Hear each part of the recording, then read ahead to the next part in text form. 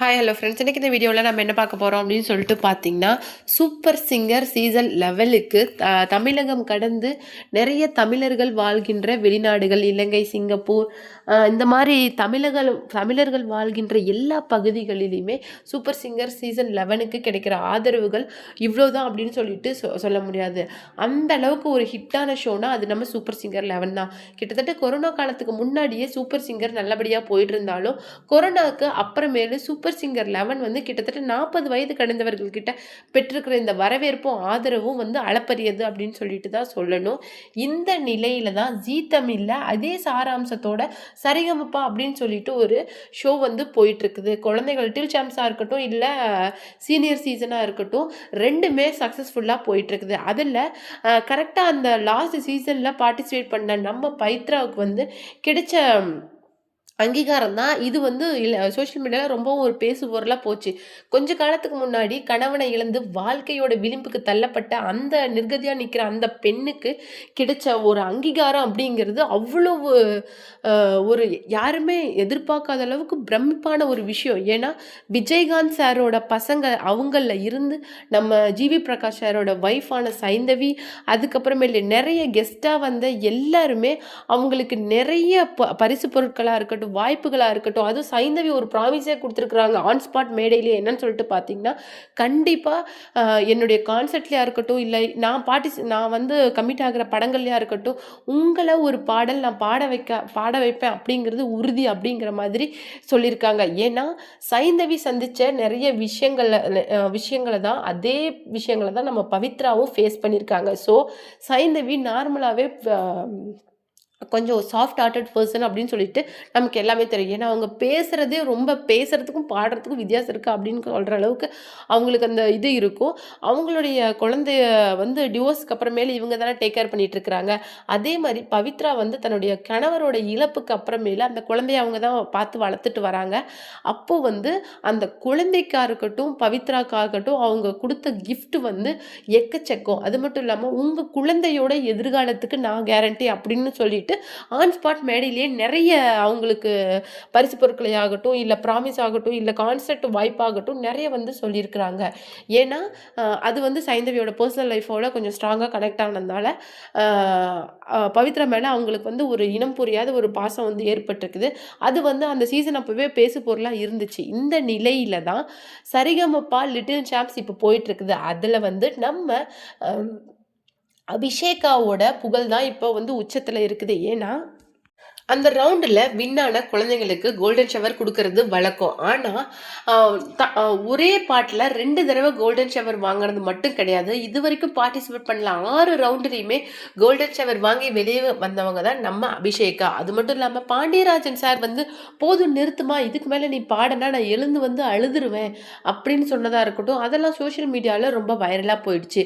கர்ணர் படத்தில் கண்டா வர சொல்லுங்க பாட்டை ரீக்ரியேட் பண்ணி நம்ம அபிஷேகா வந்து பாடியிருக்கிறாங்க. அதில் வந்து அவ்வளோ ஒரு உயிர் இருந்திருக்குது. அதை பாண்டியராஜன் சார் என்ன சொல்றாரு அப்படின்னு சொல்லிட்டு பார்த்தீங்கன்னா, எனக்கு கிராமிய பாடல்கள், மண் வாசனை கலந்த பாடல்கள்னாவே எனக்கு ரொம்ப பிடிக்கும். அதுலேயும் இளையராஜா சாரோட ஒவ்வொரு பாட்டுகளும் எனக்கு அப்படியே புல்லரிக்கிற மாதிரி இருக்கும். திரும்ப திரும்ப கூட நான் கேட்பேன். ஆனால் நீ பாடின பாட்டு வந்து எனக்கு உள்ளேயே வந்து ஒரு கூஸ் பம்ப் மாதிரி வந்துருச்சுமா. எப்படி சொல்கிறது, உண்மையாக ஒரு கிராமத்தில் இருந்து அந்த பாட்டை கேட்டால் நான் எப்படி இருந்திருக்கும். அதுவும் நீ அந்த கேரக்டராகவே மாறி பாடினது எனக்கு உண்மையான பாடலை விட நீ பாடினது ரொம்ப பிடிச்சிருந்துச்சி. உன் பாடலில் இருக்கிற அந்த கீர்த்தி வந்து அவ்வளோ அழகாக இருக்குது குழந்தை அப்படின்னு சொல்லிட்டு பாண்டியராஜன் சார் அவ்வளோ ப்ரைஸ் பண்ணி பேசியிருப்பாங்க. இந்த நிலையில் அபிஷேகா வந்து ரொம்பவும் ஒரு மிடில் கிளாஸ் ஃபேமிலியில் இருக்காங்க அப்படிங்கிறது நமக்கு நல்லாவே தெரியும். அவங்களுக்கு உதவு புரிய முன் வந்தவங்க தான் நம்ம சூப்பர் சிங்கரில் ரன்னர் அப் ஆன நம்ம சரண்ராஜா. அவர் என்ன சொல்கிறாரு அப்படின்னு சொல்லிட்டு பார்த்தீங்கன்னா, இந்த மாதிரி வாழ்க்கையில் வந்து நானும் கஷ்டப்பட்டு தான் முன்னேறினேன். ஒரு வேலைக்கு போய் ஒரு 10,000 15,000 சம்பளத்தில் சம்பாரித்து நம்ம குடும்பத்தை எப்படியாவது மேலே கொண்டு வந்துடணும் அப்படிங்கிற கனவுகளோடு தான் நான் இன்றைக்கி அந்த எதுவுமே ஒரு இது இல்லை, நான் அதில் ஜெயிப்பேன் அப்படின்ட்டுலாம் நான் நினைக்கல. ஏன்னா அதில் வந்து நிறைய குழந்தைகள் பார்ட்டிசிபேட் பண்ணுவாங்க. அந்த ஆடிஷனில் ஷார்ட் லிஸ்ட் ஆகி வர்றதே பெரிய விஷயம். ஏன்னா கிட்டத்தட்ட எவ்வளோ பெரிய பெரிய சிங்கர்ஸ் கிட்டலாம் ட்ரெயின் ஆகி வர குழந்தைகள் வந்து பார்ட்டிசிபேட் பண்ணுற அந்த ஷோவில் என்ன மாதிரி ஒரு கடைநிலை ஊழியனும் ஃபில்டர் ஆகி வரான் அப்படிங்கிறதே பெரிய விஷயங்க. அப்புறம் அங்கே எங்கே போய் நம்ம ஜெயிக்கிறத பற்றிலாம் ஆசைப்படுறது, எந்த ஒரு ஆசையுமே இல்லாமல் தான் நான் உள்ளே போனேன். கிட்டத்தட்ட நான் உள்ளே போகும்போதே நான் ட்ரெயினில் வந்து இறங்கும்போதே என்னுடைய பேகு பர்ஸெல்லாம் தொலைச்சிட்டேன். என்னுடைய ஃப்ரெண்ட்ஸு எல்லாருமே கொஞ்சம் கொஞ்சம் காசு போட்டு தான் எனக்கு ஒரு 5000 6000 கொடுத்து ட்ரெஸ்ஸு எடுத்து நான் உள்ள ஆடிஷனுக்கே போனேன். இன்றைக்கி நான் சம்பாதிக்கிற மொத்த பணத்தையும் அவங்க தான் மேனேஜ் பண்ணிகிட்டு இருக்காங்க. வேணும்னா நீங்கள் எடுத்து செலவு பண்ணிக்காங்க அப்படின்னு நான் சொன்னாலும் அவங்க கேட்க மாட்டாங்க. டே, நம்ம சமூகத்தில் இருந்தே நீ தாண்டா முதல் ஆளாக இந்த மாதிரி மேலே வந்திருக்கிற, நீ இன்னும் நிறைய உயரத்துக்கு போடா, நீ நிறைய உயரத்துக்கு போனால் அது நம்ம சமூகத்தையும் மேலே கொண்டுட்டு வரதுக்கு சமம் அப்படின்னு சொல்லிட்டு என்னுடைய எல்லா ஃப்ரெண்ட்ஸுமே சொல்லுவாங்க. அந்த மாதிரி என்னுடைய நண்பர்கள், என்னுடைய அம்மா அப்பா எல்லாரும் சேர்ந்து தான் நான் இன்றைக்கி இந்த இடத்துல நிற்கிறேன் அப்படிங்கிற இதை தவிர என்னுடைய ஒருத்த உழைப்பால் கிடையாது. அதே மாதிரி அந்த குழந்தையை பற்றி நான் நிறைய கேள்விப்பட்டிருக்கேன். என்ன மாதிரியே மண் வாசனை கலந்த பாடல்களை பாடுறதுல ரொம்பவும் சூப்பராக இருக்குது அப்படின்னு சொல்லிட்டு நிறைய சோஷியல் மீடியாவில் வைரலாக வர அந்த கிளிப்பிங்ஸை நான் பார்த்துக்கிட்டு தான் இருக்கேன். எனக்கு வந்து இளையராஜா சார் குரு அப்படின்னா மிஷ்கின் சார் வந்து எனக்கு ஒரு காட் மாதிரி. அதே மாதிரி அந்த குழந்தையோட அந்த கண்டா வர சொல்லுங்க பாட்டு வந்து இணையதளத்தில் ரொம்ப வைரலாக போயிட்டு இருந்துச்சு. நானும் அதை கேட்டு என்னால் முடிஞ்ச உதவியை அந்த குழந்தைக்கு பண்ணினேன். ஏன்னா அபிஷேகா வந்து ரொம்பவும் ஒரு ஏழ்மையான குடும்பத்தை சேர்ந்தவங்க அப்படின்னு சொல்லிட்டு நான் கேள்விப்பட்டிருக்கிறேன். ஏழ்மை, கஷ்டம், வறுமை அப்படின்னா எனக்கு நல்லாவே தெரியும். ஆனால் இந்த சின்ன வயசில் அந்த குழந்தை பாடுற பாட்டு வந்து கேட்குறதுக்கு எனக்கு பிரமிப்பாக இருக்குது.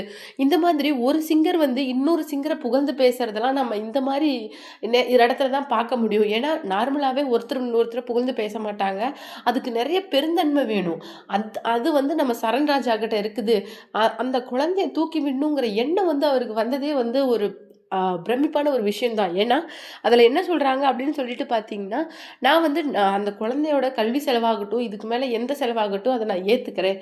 இந்த மாதிரி என்ன மாதிரி ஒரு ரிமோட் வில்லேஜ்லேருந்து இன்னைக்கு வந்து ஒரு மேடையை பயன்படுத்தி புகழோட உச்சத்துக்கு போக காத்துட்ருக்கிறது வந்து சாதாரண விஷயம் கிடையாது. அந்த குழந்தைக்கு பதிலாக அவங்க அப்பா அம்மா என்ன கஷ்டத்தை அனுபவிச்சிருப்பாங்க அப்படிங்கிறது என்னால் பார்க்க முடியுது. என்னால் முடிஞ்ச உதவிகளை நான் செய்கிறேன். நான் ஒன்றும் பெருசாக செய்யலை. என்னால் முடிஞ்ச ஒரு சில உதவிகளை தான் நான் அதை செய்ய போகிறேன். நான் செய்ய போகிறேன்னு சொன்னதே வந்து சோஷியல் மீடியாவில் நிறைய தப்பு தப்பாக பேசிகிட்டு இருக்காங்க. ஆனால் அப்படி கிடையாது. ஏழையாக இருந்து ஏழையாக பிறந்து ஏழையாக சாகிறவங்க நிறைய பேர் இருக்கிறாங்க. ஆனால் ஒரு கடவுள் எங்களுக்கு வந்து கடவுள் தவிர வேறு யாருமே கிடையாது. அவங்க தான் வந்து இவ்வளோ தூரம் இது வந்து சிவனோட செயலை தவிர நாங்கள் என்ன சொல்கிறது. இந்த இந்த பட்டை நான் போட ஆரம்பித்ததுல இருந்தே இன்னும் நான் இதை விடுறதில்ல. சும்மா நீர் வச்சுட்டு போகலான்னு சொல்லுவாங்க. ஆனால் இப்போ நாங்கள் வந்து கிட்டத்தட்ட 16ஆம் தேதி மலேசியாவில் ஒரு இது பண்ண போகிறோம், பாடல் பாட போகிறோம். எங்கள் அம்மா வந்து என் கூட வரப்போகிறாங்க. இது மட்டும் கிடையாது, எல்லா வெளிநாடுகளில் நடக்கிற எல்லா ஷோக்குமே நான் எங்கள் அம்மாவை அழைச்சிட்டு போவேன். ஏன்னா அம்மா சொல்லுவாங்க அடிக்கடி, நான் அனுபவிக்காதெல்லாம் என் பசங்க அனுபவிக்கிறத பார்த்து எனக்கு சந்தோஷமாக இருக்குது அப்படின்னு சொல்லிட்டு, ஏன் அவங்க அதை பார்த்துக்கிட்டே இருக்கணும், கூடயே வந்து பார்க்கட்டும் அப்படின்னு சொல்லிட்டு எனக்கு ஒரு வெறித்தனமான ஆசை. நான் என்னென்னதை அனுபவிக்கிறனோ, நான் என்னென்னத்தை ரசிக்கிறனோ, அதையும் எங்கள் அம்மாவோட கண்களும் ரசிக்கணும் அப்படிங்கிறது தான் என்னுடைய முதல் ஆசை அப்படின்னு வந்து சொல்லியிருக்காரு.